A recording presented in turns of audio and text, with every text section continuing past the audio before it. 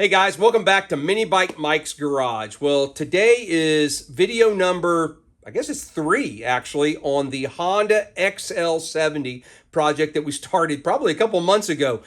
Video number 1, we took the bike as we found it, put it up on the table, we got the engine to run, we ran through the transmission, actually took the bike for a little bit of ride around the parking lot. Video number 2, a couple weeks ago, we blew the thing completely apart and kind of looked at all the parts we had, kind of figured out what I needed to fix, what I needed to replace. And so that's what I've been busy with over the last couple weeks. As you can see, I've got some things cleaned up, painted.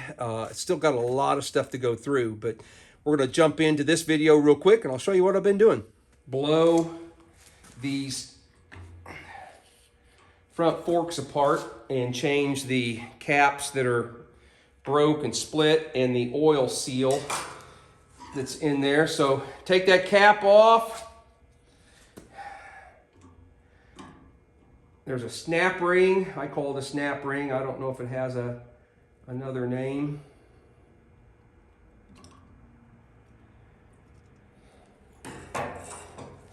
That little dude right there. That is in there. These pliers I got in a set off of Amazon. If I can find the link, I will put the link in the description. Now, hopefully, I've wrapped the fork tube here, or the housing, in an old t-shirt, trying to keep from scarring it up too bad. Hopefully that is able to hold it in place strong enough. Popped all at once. So that just pulls out of there. I'll set it back in there so I can kind of show you. And all right, so there is a little washer looking thing that's underneath that snap ring. And then this is the oil seal that we will be replacing. Doesn't look too bad, but from the condition that as much grease and oil and stuff was built up on there, they must leak some. All right, so in here, you know what? Instead of making a mess, I'm gonna take you into the other shop. I've already got the other one disassembled, cleaned up, housing repainted. So let's go in there and I'll show you all the parts that are inside here so you know what we're looking at. So here are the parts that are inside. You've got the housing, and I have cleaned this one up and tried to, I'm not big into polished aluminum. I just go ahead and paint them with the universal aluminum paint that I use. I like that color better than nice, shiny, bright, polished aluminum. So you've got the housing, you've got the rod that goes inside. It has a couple pieces on it that I don't take them off. This piece, there is a snap ring or something holding, right there you can see it, holds it in place. You need to make sure that these little holes here are clear to the inside of the tube so that oil can move back and forth. This piece, again, this is held on by a little snap ring here. There must be another one at the top because it doesn't move. It doesn't move at all. This tube is hollow. This spring fits inside. The spring has each end are wound a little tighter. I don't know if you can see that those are much closer than that end. I put the tighter wound coils up in the tube. Is that correct? I don't really know. I should have paid attention when I took it out, but I believe that's the way it goes. There you see that in the middle. This tube is going to slide over top of and slide in.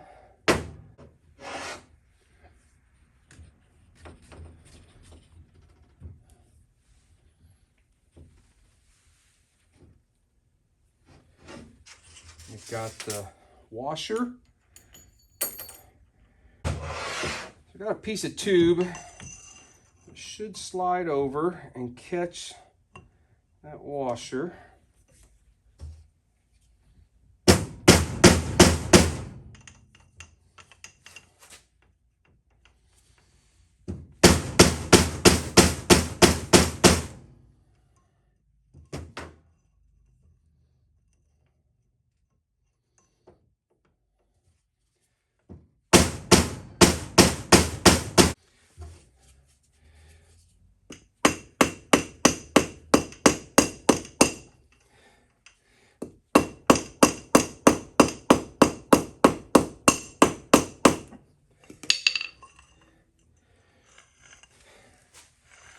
So I wound up putting the end down on the concrete floor so that I could hit it just a little bit with a little bit more authority, give it a little more solid base. And that seemed to work. I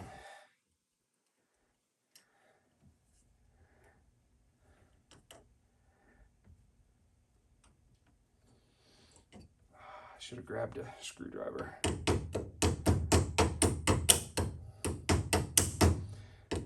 There it is. So that's got the clip back down in. Slide your cup. Oh, that cup seems a little too small. Maybe may have to work on that.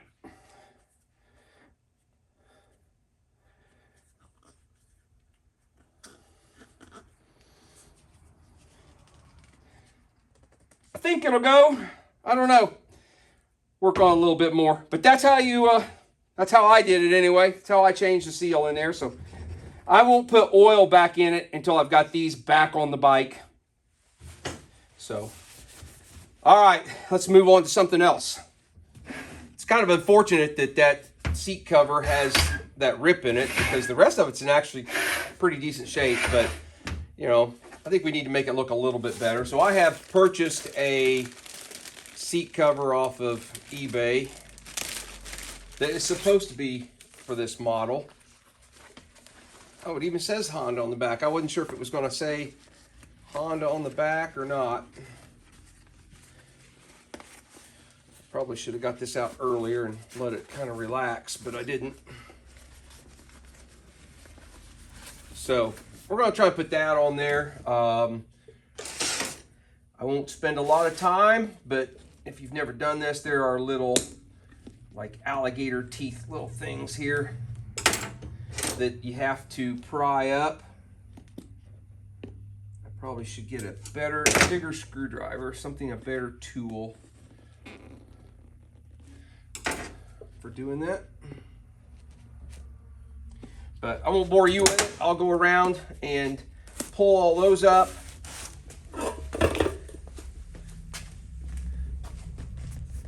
Never seen them. I'm talking about these things right here. They just kind of hook, you fold them over, and that's what holds that down all the way around there.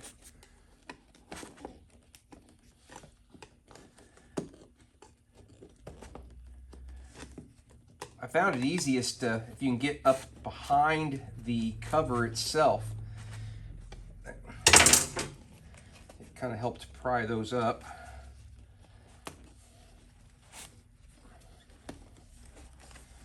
Okay, I think I got it off all the way around. I'm really hoping the padding is in decent shape.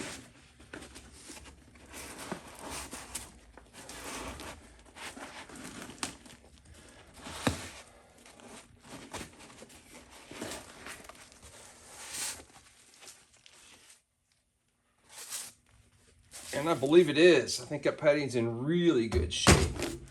What this is that they must have put between the padding and the seat cover. All right, I'm gonna take a minute now that I've got it off and go around with a pair of needle nose and just kind of straighten and make sure all these are in good shape to make my life easier when I go to put the new cover on. Well, for once, I was actually thinking ahead a little bit, and I went ahead, while I've got the cover off, I went ahead and painted the bottom of the seat pan just to make it look a little bit better, but it's still wet. So we're going to let that sit over there and do its thing. I thought maybe we would jump on to, I've got one side case that has got some breaks in it, some cracks in it here, and then one right here. I think the rest of it's okay, but I'd like to maybe, you know, try and strengthen that up. I've done this before. You guys have probably seen me do this before. I gotta decide. I think, let's do the side one first. Holding it is the key to get get the pieces held together. So what I'm going to use is this plastic welding gun with some of these little wire doodads like that. I'm guessing you can see that. Heat that up, melt that down into the plastic. Try not to go so far into the plastic that you burn all the way through it.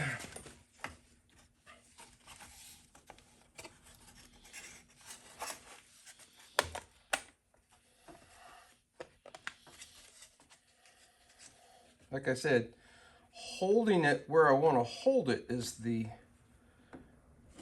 trick. I know you guys probably can't see anything. Sorry.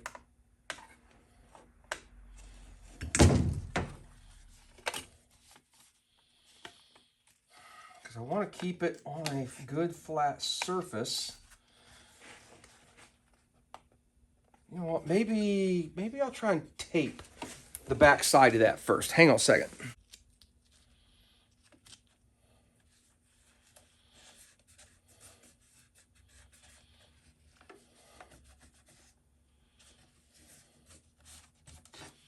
Oh yeah, that was a ticket maybe.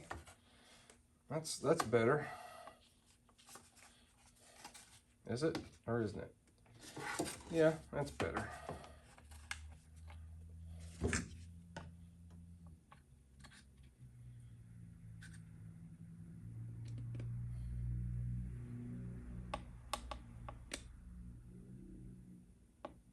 You gotta kind of let it cool for a second before you pull that off, so you don't pull that back up out of the plastic. Might have went a little bit too far. You can kind of see where it just started to bubble. See it right there? Oh well.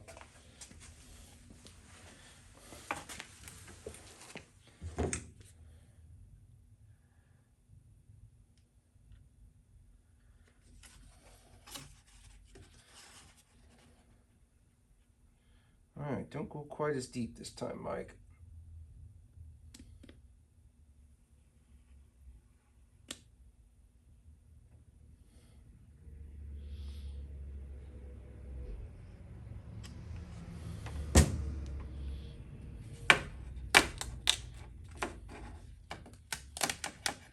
Now that was better. That one was better. All right, so I'm gonna tinker with that for a second. Keep putting those on there. Then we'll have to figure out a way to kind of hold this other crack. And then when I get done, I use the fiber tape and the Gorilla Glue to try and even give it a little bit more strength. Well, hopefully you can see that I've got those on there, and then I took just a pair of side snips and snipped off the piece that sticks up. There's still, you can still feel a little bit there, but we're going to be covering it up. I did unfortunately go way too deep on this one. See how this is a little bit raised over this surface? I had it sitting here and I just pressed too far down on that. Luckily, the surface that shows this crack, I did not go through on any of them, so yeah, it is what it is. I'm not going to cry about it. So what I'm going to do now is I've got some of this tape that you use for like drywalling, and it's sticky on one side. And I take that. How do I want to do this? Yeah, let's go like this. I press it on there. kind of hold it in place.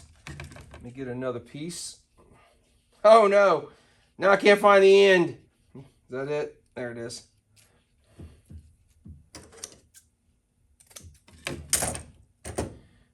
Let's do one on this crack.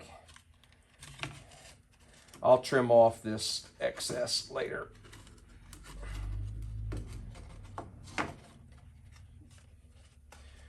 So that, we'll put that on there, and then we're going to mix up some Gorilla Glue clear epoxy.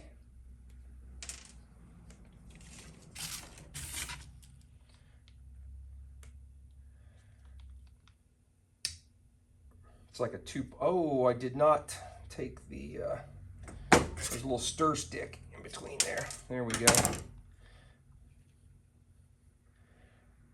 Do I need all of this? Probably not. But once you open these things up, do you ever really go back and use it before it hardens up anyway? So, all right, so we'll throw that away. Let me stir it. You got to stir it and mix it. Okay.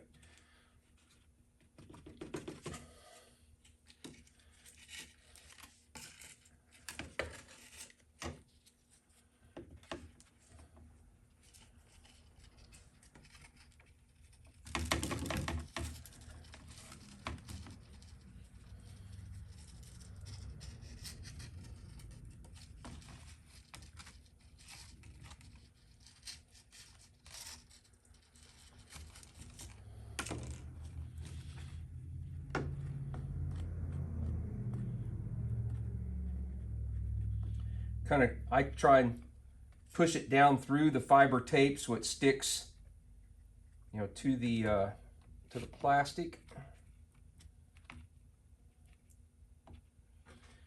It's kind of runny until it sets up, so you kind of got to play with it to keep it in the spots you want.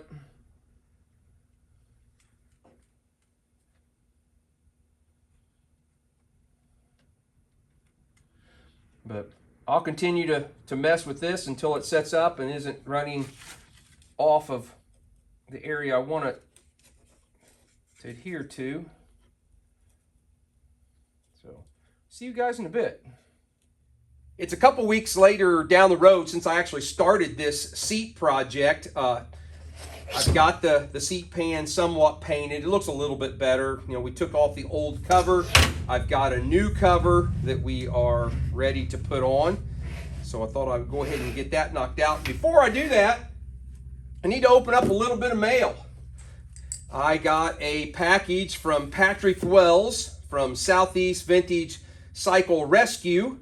And I have no idea what it is. It's fairly light. It doesn't make any noise. So it could be $100 bills wrapped up in there. I'm not really sure what Patrick sent me. I'll put a link to his YouTube channel in the description. So if you want to go check out Patrick's stuff and what he does a variety of bikes. He doesn't necessarily just stick with Hondas. He's done a few other makes and models. He's done different sizes from QA50s to, I think I've seen him do like a CL350 or something like that, if I'm not mistaken. So go check Southeast Vintage Cycle Rescue. Ah, he sent a hat. Sweet. Wow, that's a nice hat. Very nice logo.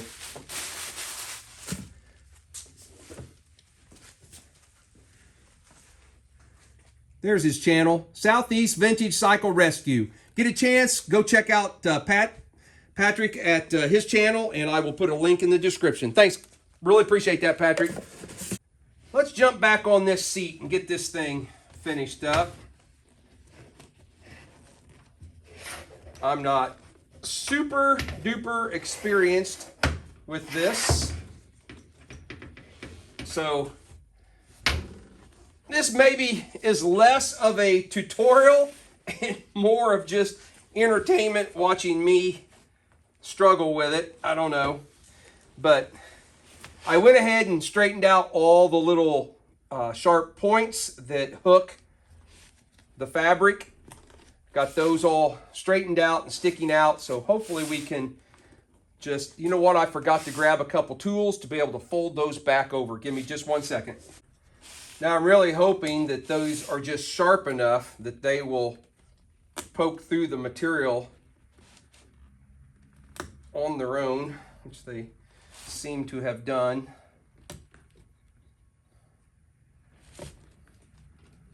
Well, I thought I could just fold it back over with at the end of a screwdriver, but maybe not. Something like that. But guys, there is a whole slew of these that go all the way around this seat pan, and you just kind of got to pull the cover tight.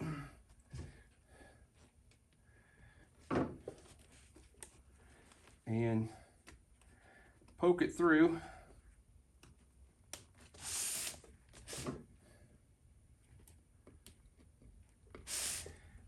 And then fold over. This might not be the right tool to do this.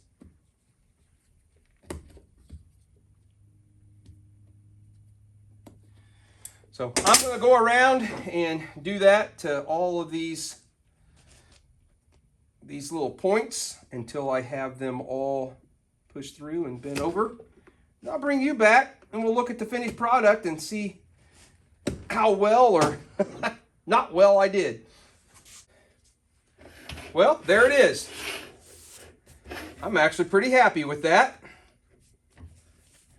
I got lucky in that every single one of my little fold over pin things, every single one of them was still good. If you've got one that are broke, and they will break if you replace the cover a couple times and you keep straightening these and bending them and so forth, they're eventually going to break off. If you've got a few of them that are broke, don't sweat it. Put it on there as good as you can. If you've got like an XL70, it has the little buttons on the side, and that actually helps hold it on too. But I am very, very happy with that. That came, I believe that seat cover came off at eBay, and it was like 30 bucks or something like that, which is a heck of a lot cheaper than 150 bucks or whatever a new seat is. I got really lucky in that the foam was good on this one. So, all right, done. Move on to the next item. So this is as finished as I'm going to get it, side case. You can still see the crack through here. If I was really doing this perfect, if I was going to have it repainted and have it repainted correctly, well, actually, if I was going to do all that, I'd have somebody else take care of this. I wouldn't have. But it needs some, Bondo or, filler or something to fill that in. And I did not have any topaz orange paint, so these got painted black. If you remember, this one had all the paint was a mess. I don't know, from heat or something, got it all messed up. And so there was no really good way of bringing it back. So I decided, you know what, we'll just paint the whole thing black. The headlight's black, the frame's black. It's got some other black accents. So that's what I decided to do. And then I just got some stickers off of eBay.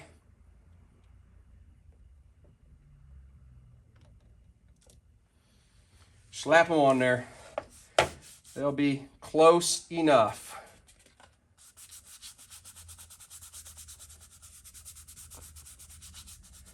So hopefully this doesn't take my paint back off.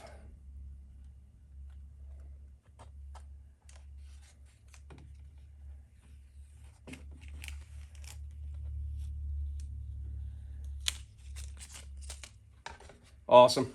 Good enough for the type of bike I build, that's for sure. So got both of those. This is the inside after all that glue and everything dried. So that's what that kind of looks like. It's not, it's not pretty by any stretch, but hey, it is definitely strong and not going to break. So I'm pretty happy with that. All right, so I'm going to call those done, and let's move on to something else.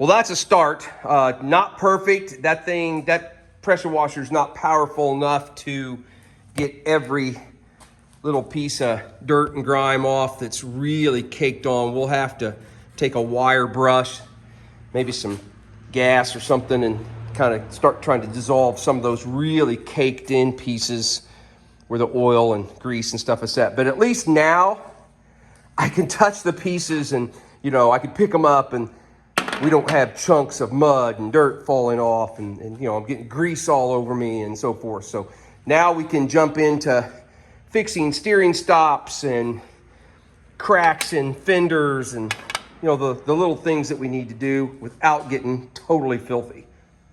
Another part on this bike that needs addressed is this swing arm. When I first got the bike, I noticed that the back tire was like leaning. When you stood the bike straight up and down, the back tire was leaning to the left side of the bike.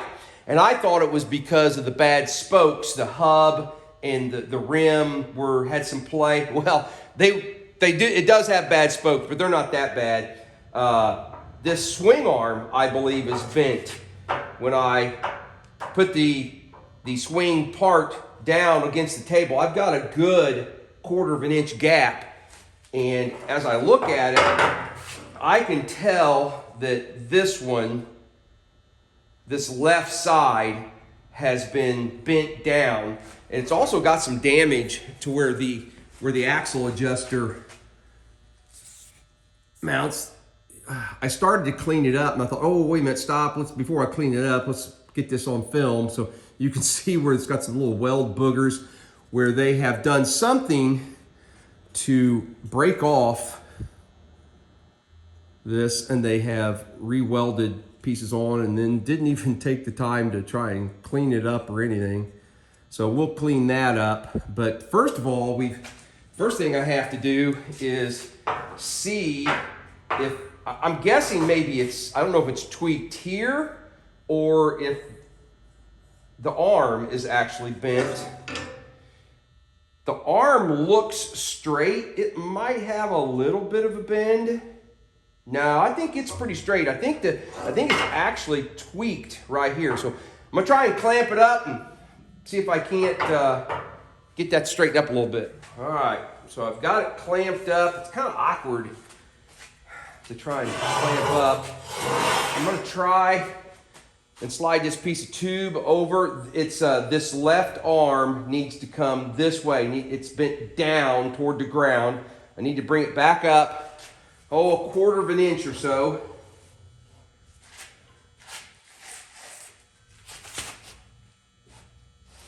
Oh, I might have went too far. It bent easier than I anticipated. I did go too far. Now I've got the other end. All right, let's go back just a little bit.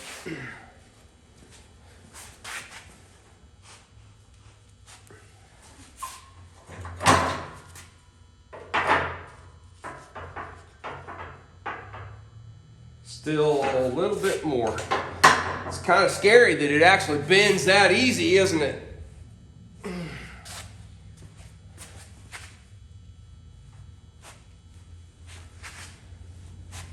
I don't know if I moved it or not. Oh, dead on. All right, I'm gonna call that good on that. I'm gonna take a minute and clean this up.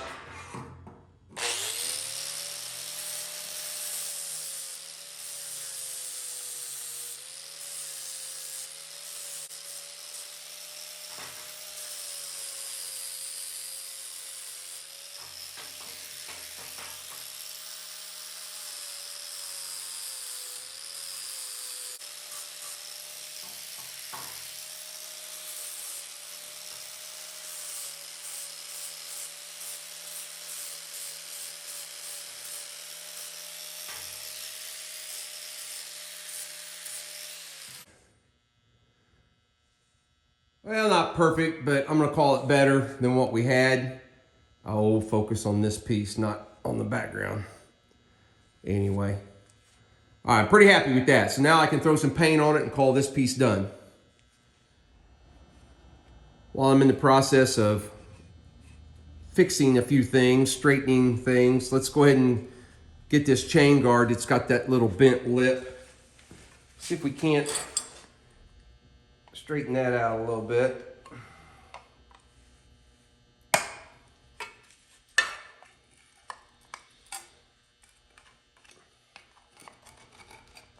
That little piece of sheet metal is tougher than I thought it was. I thought I'd just be able to bend that back over pretty easy and hammer it flat. Now it's going. Okay, we're gonna get some noise, so might want to turn down your headphones or whatever.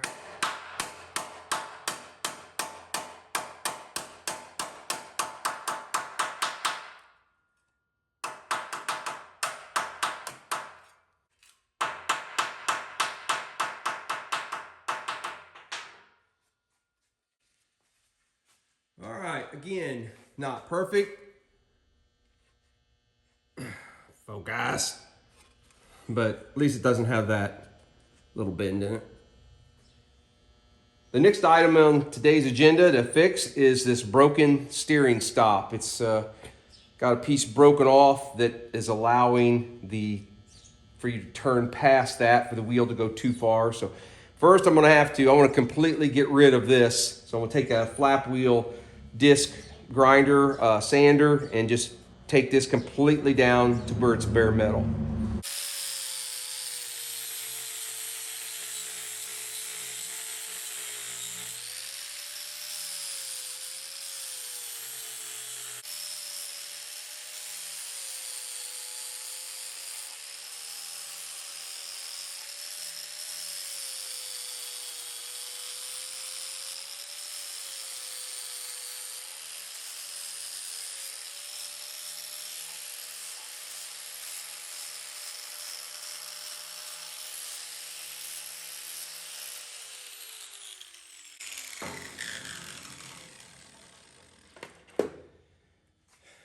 Probably should have filmed it because I know somebody's going to question, well, how do you know when you've gotten, how do you keep from going too far? When you have a piece that is welded on, when you start grinding it away, a very distinct line at where the edge of the piece was and where it was welded to the other material, a line starts to show up. And if you just lightly just keep going until that line disappears, and basically you're getting rid of all of the top material, it'll take you right down to the base where you need to weld a new piece. So, all right, now I gotta go cut a little piece to weld back on there. Most of you who've been around for a while, you know that I was in the steel business did it for close to 40 years. Had my own shop for just shy of 30. And then sold it to my son. So I keep quite a bit of steel around here at this shop. And so I had a little chunk of flat bar that I'm going to weld on there. Now the tricky part is getting it centered, so that your wheel turns equal amounts in both directions. There is a bar here that's kind of welded, but it's tough to see it all. I think maybe that tag, the edge of that tag might just be just about dead center of that. I'm not really sure. I'm not going to worry about it too much.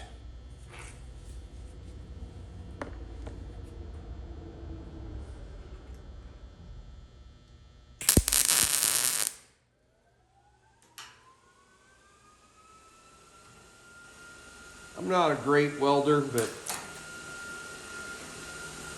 we will see if we can't get this put on here.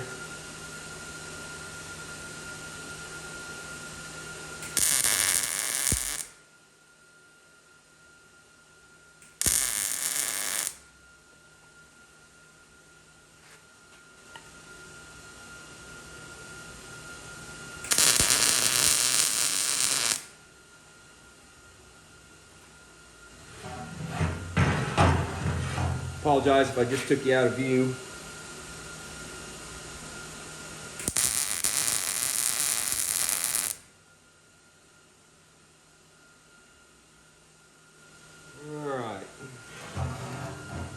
I've got a little booger on there myself I need to clean up.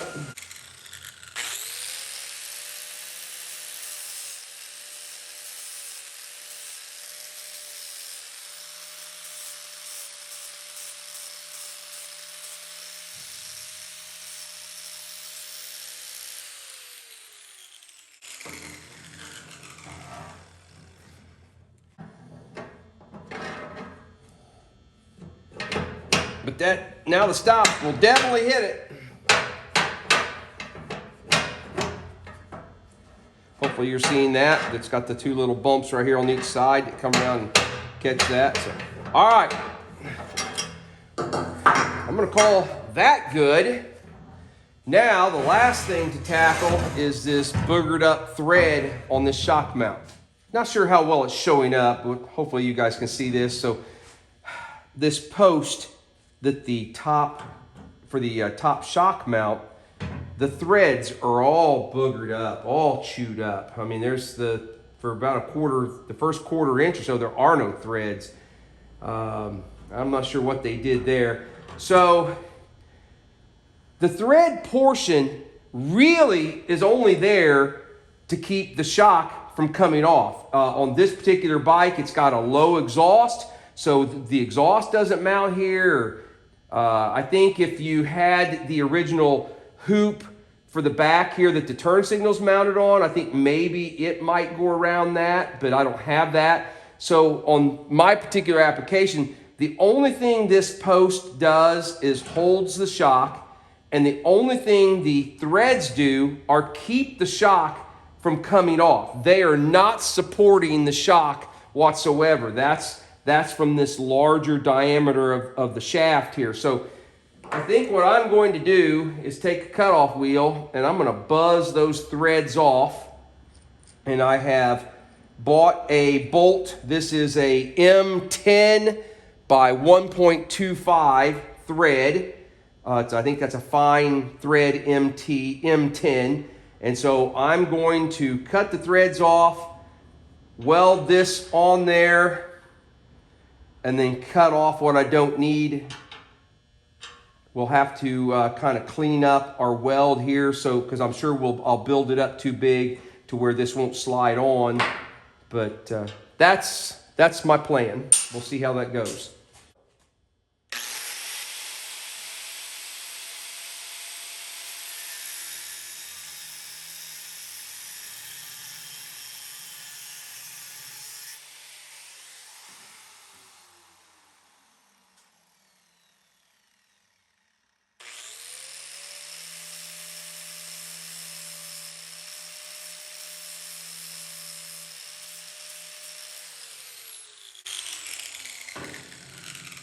And I know somebody might say, well, why don't you drill that out and tap it with something smaller? Where I really hate to, I don't want to do anything to the integrity of this to make it any weaker, compromise the integrity, I guess is what I'm trying to say. I don't want to cause something to happen for this to snap that off. So that's the reason I'm going this route. So now I just need to put this on there, but I don't want to get weld splatter all in the threads. I think I'm going to go find some bolts and put on there, or some nuts, put on it to just protect the threads. So I'll be right back.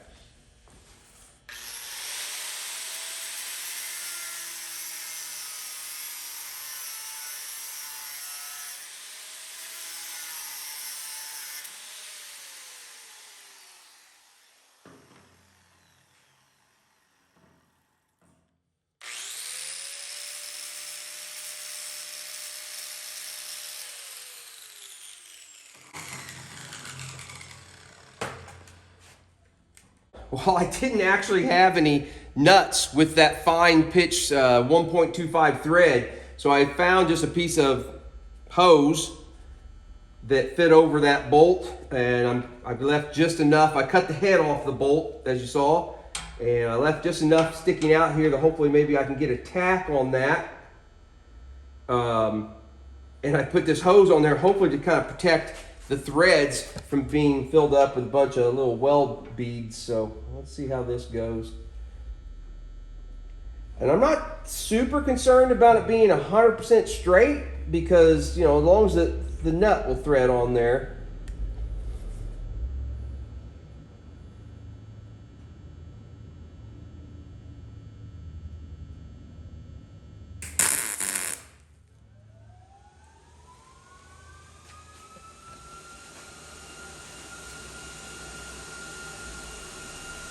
Yeah, and I didn't get it 100% straight either.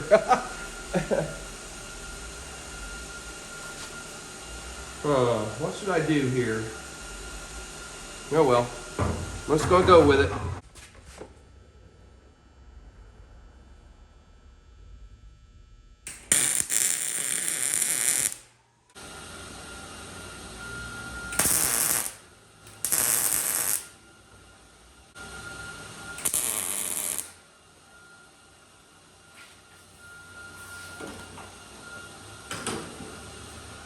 All right, let's see if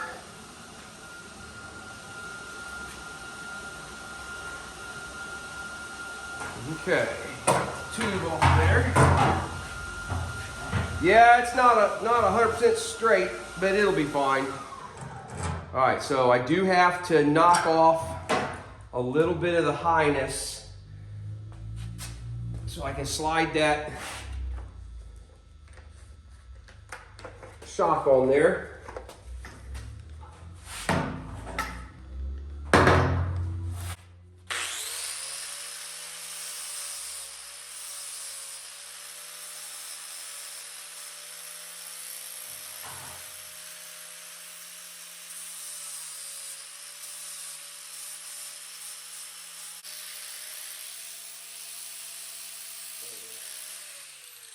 There we go.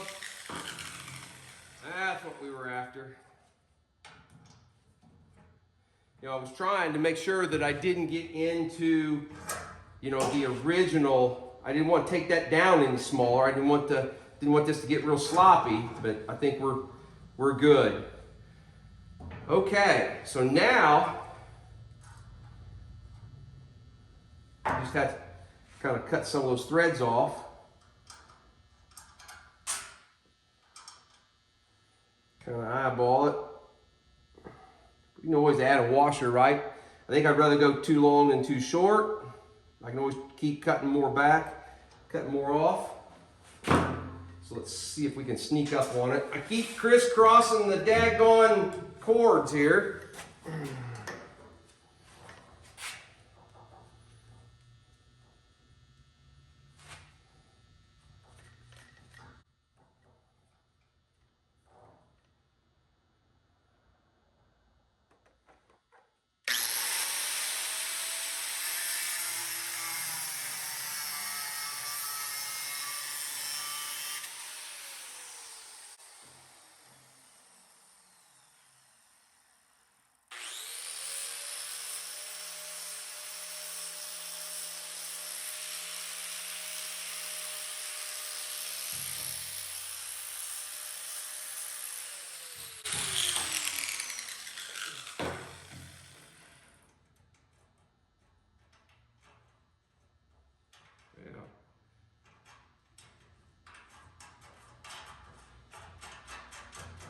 There we go. I think actually I will take a measurement from the left side here. Let's see how far out they're sticking out. All right, so that goes about just shy 1 3/4 inches, so 1 11/16.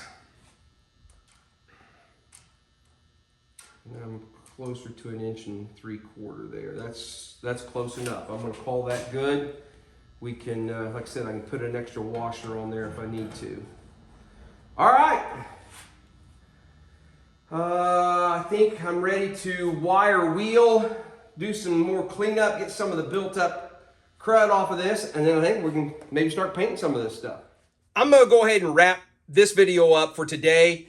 I think I'll grab a handheld, walk you guys around, show you what we've got accomplished, where we're at on cleaning parts up, show you also the parts that still need some attention because it's still probably going to be another week or so. We'll have another video of similar to this one of working and cleaning up some parts, and then it'll probably be a final video for the assembly. But stick around after the walk around where I show you all these parts. I'll try and explain to you why it's taken me so long to do this particular project. So here is a table of somewhat finished parts. I still have some painting to do. Obviously, I need to put some black paint on the frame and a few of these other pieces that you still see in primer. But, you know, I've got the engine somewhat cleaned up. I've got new turns. I'm going to put turn signals back on this. It originally came with turn signals. The bike didn't have any when I got it, but I'm going to put some signals on there. I had to use one of them to fix the broken turn signal on my ST90 that I rode to West Virginia, so I got to pick up one more turn signal. I've got a headlight ready. These are little brackets. Since I don't have the back hoop where the turn signals, the rear turn signals mount, I've made a couple little brackets that will bolt to the frame, and then the turn signals will bolt to that. Like I said, I got a headlight bucket, which the bike did not have a headlight on it when we first got it. If you remember, it had that Honda board thing on the front. I've made a couple fork ears to hold the headlight and the front turn signal. This is a modified Honda, I believe like a CB or CL350 tail light. I've modified it to fit this particular bike and then painted it black. Tail light that will get mounted to that. There's our side cases that we have painted and put decals on. Brand new exhaust. New brake shoes. I've got a brand new front tire to put on. Still haven't tore down the other one, the original rim. This is a brand new rear setup that I had put together for another bike and didn't use it, hadn't got around to using it yet. But since the spokes are so bad on the original rim from this bike, we're just going to go away from it and put this rim on there. It is rusty, and I cannot replace, you know, without having it re-chromed or getting a new one. I'm just going to rock that. This thing's not going to be perfect. It'll be okay looking. The seat that I covered, swing arm that we fixed. I've got a new sprocket, new chain guard needs to be painted, this stuff. Some parts that I've cleaned up. I'll get to the other fork tube. I have to get it cleaned up and get the housing painted. So that's kind of the parts that I have ready at this point. This is still a table yet of stuff that needs attention. I've yet to run the carburetor through the ultrasonic. I've got brake hubs to clean up, handlebars, all the wiring, and I want to repaint some of like the battery box and those things. Brake pedals, clean those up.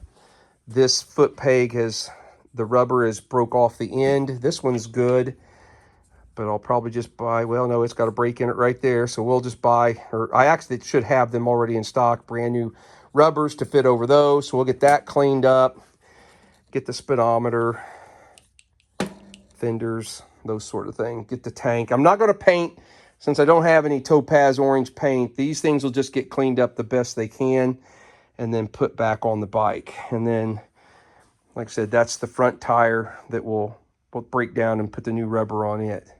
So that's yet to come in a video, hopefully in the next week or so.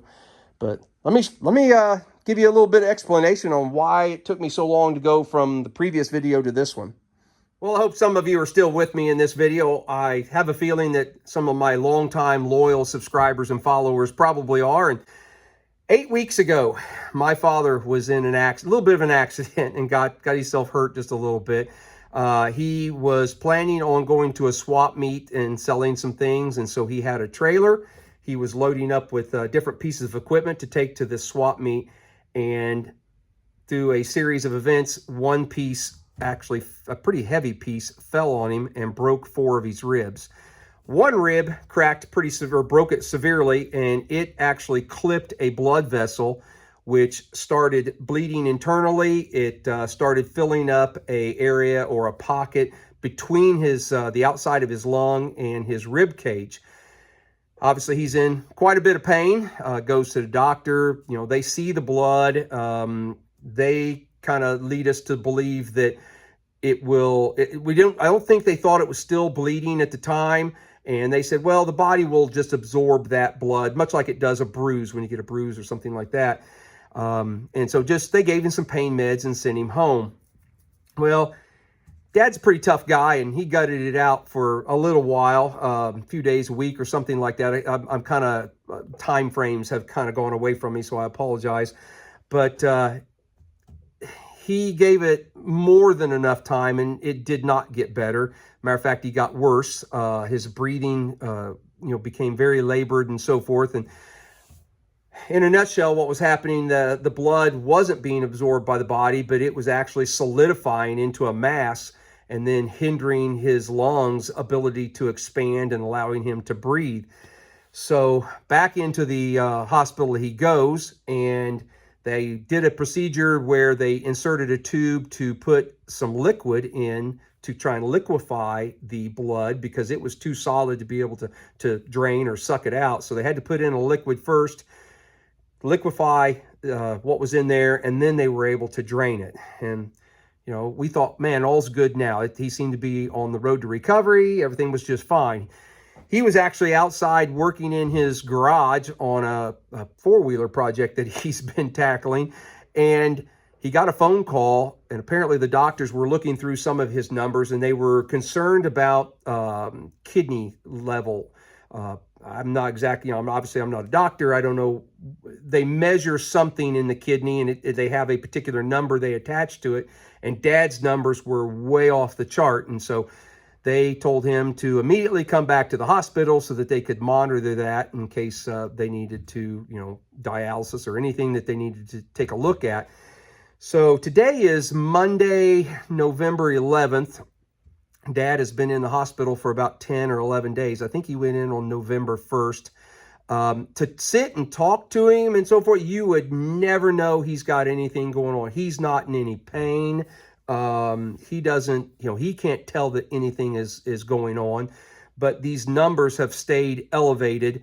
They actually did a kidney biopsy a couple days ago to try and figure out what was going on, and that showed him a little bit, but the kidneys were thrown into a little bit of trauma from the accident, and I guess they may go into like a safe mode and do some things, and that's what's caused all this. Today he was the first day that the number actually dropped, and so that's good news. Apparently it just maybe takes some time for the kidney to heal itself. In the long run, if it doesn't, then I think you're looking at dialysis or something like that. But hopefully he's on the road to recovery. They've even talked about, when I saw him today, he's about an hour away from me. They actually talked about maybe releasing him hopefully tomorrow. We'll see what happens with that. But because he's an hour away and I've been making trips and doing things like that and just kind of concerned and worried about him, this all was secondary. And so I really have not been in the shop very much, and that's why the videos have not come a little more frequently. I haven't answered emails. I haven't responded to comments on YouTube, and so I apologize about that. I will, as soon as I know Dad is home and safe and everything's good to go, then I'll dive back into some of that stuff and start responding to some of you guys. I've seen them, all of you who, I have seen them. I just haven't taken the time to respond, so I apologize. But just wanted to give you guys an update. Some of you that have maybe met Dad or know Dad, or I've talked about him on the channel before. We actually went to his place during the spring ride in 2023. No, it was the fall of 2023 we went. So some of you actually met him. But just kind of wanted to give you an update. Keep him in your thoughts. But I think he's on the road to recovery, and so all will be good, and he can get back to tinkering in his garage, and I can get back to tinkering in mine. So guys, thanks for watching the video. Appreciate it. I'll try in another week or so get more of an update on this XL70. Thanks.